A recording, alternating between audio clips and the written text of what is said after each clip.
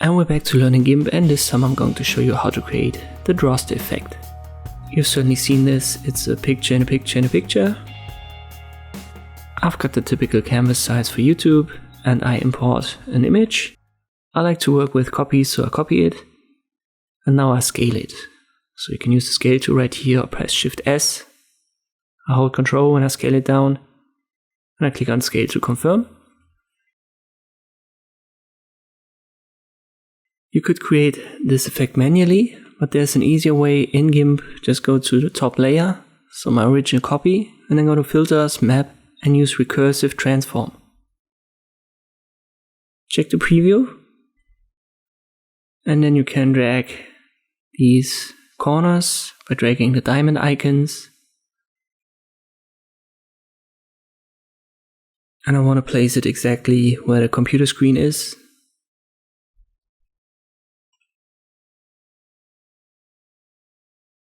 I zoom in by holding Control and then I use the mouse wheel. And once again I drag it where the diamond icons are, this is important.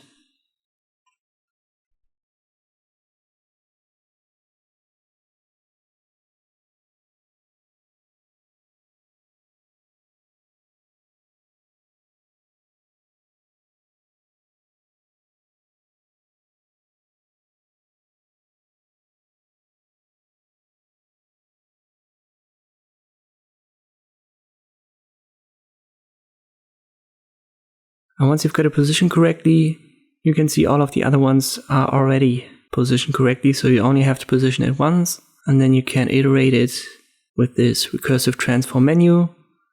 So just increase it, and you can see there are more and more of these images in the computer screen. The maximum is 20. Keep the first iterations to 0, otherwise it's going to subtract the first ones.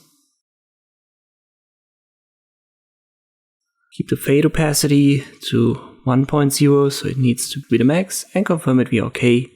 And then you've got this Droste effect created in Gimp. I hope this video was helpful, thank you for watching, and I'll see you next time.